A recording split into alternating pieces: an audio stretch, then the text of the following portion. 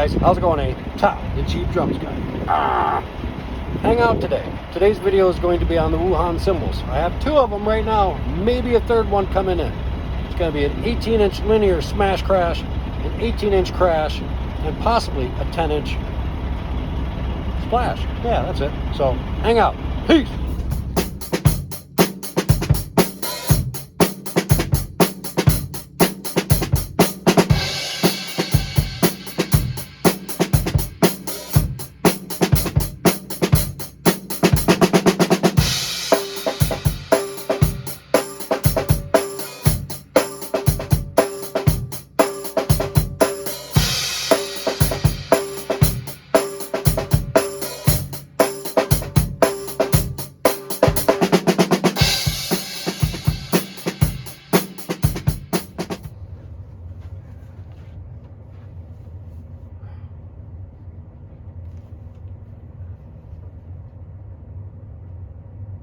Hey guys, what a week it's been. The weather has been topsy-turvy, up and down. Never seen anything like it. Even for March in Michigan. That's really weird, but whatever. Today, we're going to talk about Wuhan cymbals. About the best thing to come out of Wuhan, to tell you the truth. Wuhan has been around making cymbals in one form or another for 2,000 years, supposedly. The current company, I guess, has been doing it for 500 years or so. Right? There's not a lot of information on Wuhan. They do make several types of cymbals and whatnot. They make beginners, low volume set called Aura, O-R-A. They make the Western series. They make their beginner 457 series, which I believe are brass. They've gained, or they got most of the recognition, I guess, for making gongs and whatnot. As of late, their China cymbals are very popular, like their big 18s and stuff like that, and people really dig them. I am not a fan of China's. I don't care if it's, you know, the best Zildjian K China. I'm just not a fan. This little 14, the only thing keeping him around is that Peisty logo, and he does have a place now and again in a couple songs. But anyways, I'm not a fan of the Chinas. But they also make Western series cymbals or Western styled cymbals. I'm not exactly sure if this is what category these fall in. These are the ones that I have. It's an 18-inch linear smash, which was actually, I read the reviews on it. I saw it and I'm like, well, that looks kind of cute. Why not, you know, see what that sounds like? And I listened to a couple of reviews on it, and it had a different sound compared to like my homemade trash crashes I made. This one just carried on, very glassy sounding, very explosive. Like in a former video, I said it's kind of like crossing a cymbal and a nuclear weapon, the sound. I mean, it really blows you away if you clobber it hard. Now that little groove at the beginning of the video was using only those two cymbals. I was expecting a third, a 10-inch little splash to come in. However, ever since I ordered it, I haven't been able to get any tracking information on it. I don't know where the hell it is floating around Michigan. The last report I heard was it was in Maumee, Ohio, which is close to the Michigan-Ohio border. I don't know, maybe the Amish are bringing it up in a buggy. You know, it's going to take a little bit, I guess. But unfortunately, it's not here for the video. So what we're going to go over is the 18-inch linear smash and the 18-inch medium thin ride. Now, I wanted something to go along with my Peisties. I love the sound of the Peisties, I really do. They're made with the same material as their Peisty 2002 higher end cymbals. It's a CUSN8 weird sounding formula, which is comparable to B20, I guess, in the Peisty lingo. B20 cymbals are made with 80% copper and 20% tin. And I believe that's where the 20 comes from, the B20. Most higher end cymbals are made with that formula. And these Wuhans are the same. However, granted, where they're made, the quality is surely really isn't up to the other cymbal brands. But they're trying, and they're actually doing well because they're gaining popularity. I got, again, like I said, I got turned on to this one first initially by the looks of it. I mean, it does look pretty cool. Although, upon further inspection, if you want to look at it, I mean, it is an attractive cymbal. These are B20. They're cut out of a sheet. I don't know exactly how you would refer that, the production of that would be. I don't know. They look like they're stamped, or cast and stamped or whatever, but it doesn't look like they've actually been lathed. There is lathing marks around them. However, it just doesn't look like my Pisces, or it doesn't look like any of the other couple cymbals I have. But still, it's a brilliant finish. It doesn't appear to have any protectant on it like the Pisces, and that crap is like Kevlar. It just does not come off. I've been trying to take the frickin' PST logos off, but you got to get through that clear covering over top to protect it. This doesn't seem to have any on there. The only thing on there is that inked on logo. And again, with the quality of things, like you look at Cymbals or Zildjians and Sabians and Pisces, you know, all the printing on it is beautiful, crisp and clear. This, not so much. But does that define your cymbal or define the sound of it? No, it does not. It really doesn't matter. But what defines these cymbals is the sound. And this one, when I first got it really knocked my socks off. And I'll give you a little taste of it. And this is just hitting it lightly.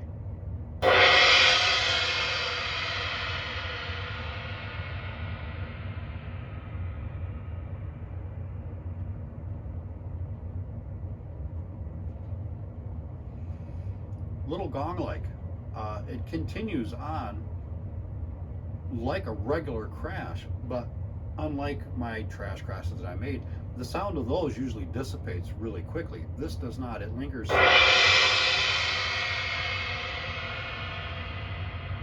quite a bit, which is really nice. I don't have a lot of use for this. I don't find a lot of use for this. Hitting it hard. However, I've noticed that by glancing your stick off it, producing like a little bit of a wash, it adds some really neat highlights to a few songs here and there. As far as crashing it really hard, I really haven't. Well, maybe some AC/DC stuff, something really explosive would probably fit in, or something you're hitting a little harder. It would probably fit in pretty good. But for the most part, because I would like the bluesy rock kind of stuff, it doesn't have a real good place. Unless I just do a light glancing blow, and it does accentuate, and you can use it in conjunction with other cymbals. And I'm experimenting, and I'm finding out new ways to hit it. And it's kind of fun, actually. As far as the craftsmanship of it, the larger holes here, the pill-shaped holes, they're a smooth cut on these. There's no rough edges. However, the smaller little holes scattered throughout, they haven't been cleaned up. There's no sanding or file marks on it, so those are a little rough. Does it really matter? No, not really. You know, I'm not sitting groping my cymbals all the time. I don't like touching them. I don't like getting fingerprints. Hence the reason I use Pledge on them all the time. But they add a little bit. I just don't understand how, with even a light or medium strike, that the cymbal can continue to have the sound just keeps going on. I just don't understand how it does that. Of course, it probably comes from the outer edge and not the main body of the cymbal here. As far as the bell go, it has really no bell to speak of. I mean,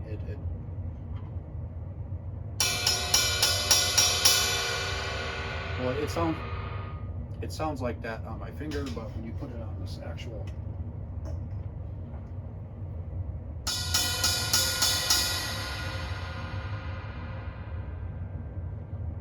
it's not a really good bell. It's not a defining bell. But it's got a really nice sound to it, and I'm getting used to it. I am not a fan of the gong-like sounds, but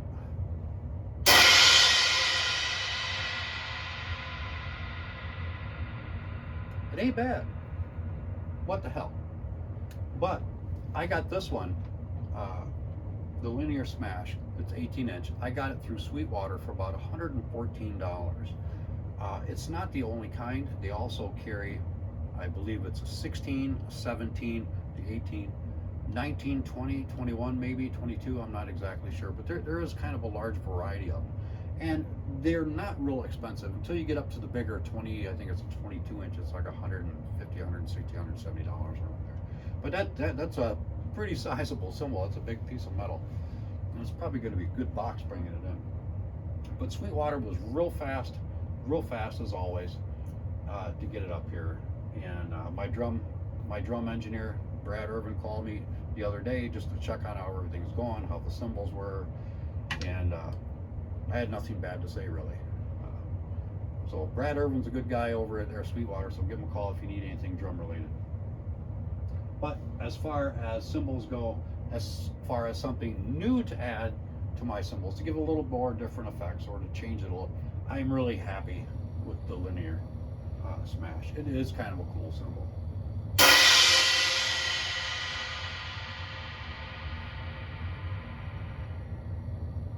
And just look at the sound you get out of it if you hit it lightly.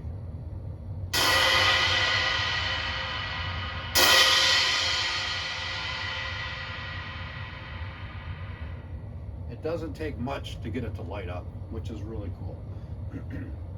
Now, as far as the 18-inch medium thin Crash, it's a weighty cymbal. It's pretty heavy. It's made just like the Linear Smash.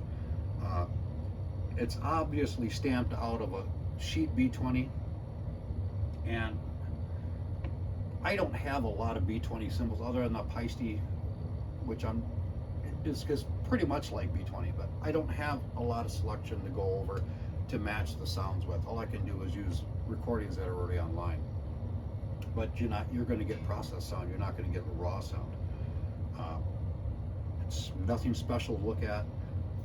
The stampings on it are kind of blasé, you know. I mean, they didn't put a lot of effort into it. But then again, that's not what this is about. It's about the sound.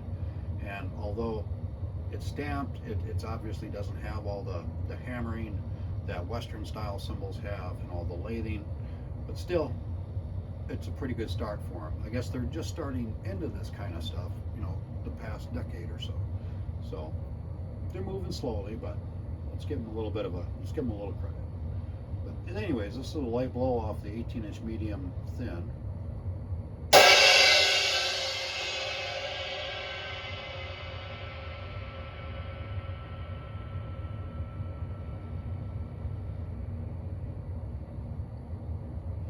Again, that's a little gong-like, but then again, they are famous for their gongs. As far as bell,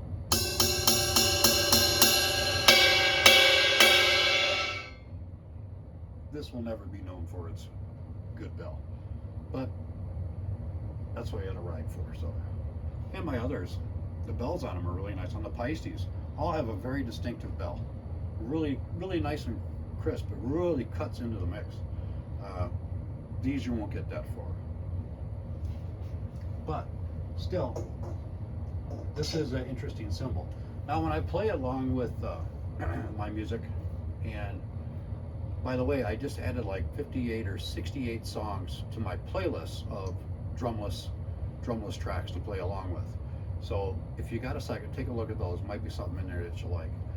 Anyways, when I play this along with my other cymbals, the Peisties I will lay into quite a bit because I love the sound. It's a truly, you could tell with these that they've spent a lot of time in getting the sound just right on them.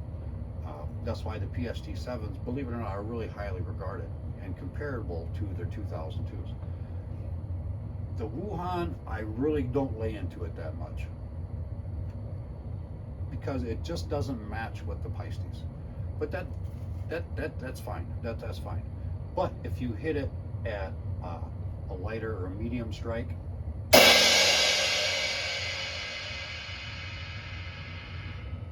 using it for some accents, it does move into or follow along with the groove pretty good. It's not too bad. And with the bass drum added in,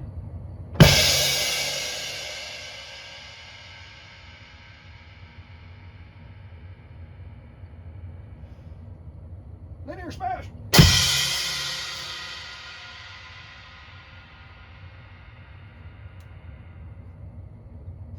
I think I just peed myself. Oh. But they are nice cymbals, and I don't regret getting them in one bit.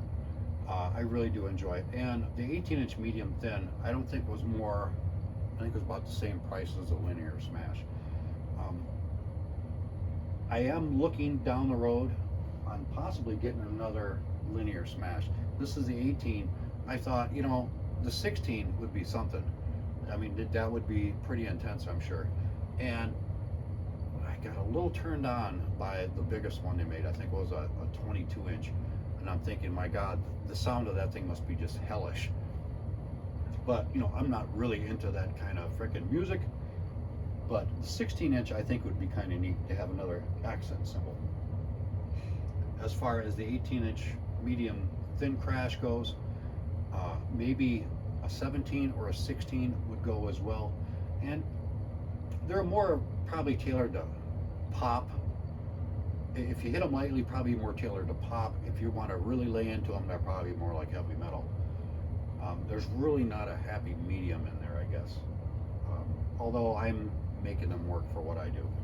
But then again, I'll never be a professional. I'm not being recorded. I'm just some schmuck playing along to frickin' songs down in his basement.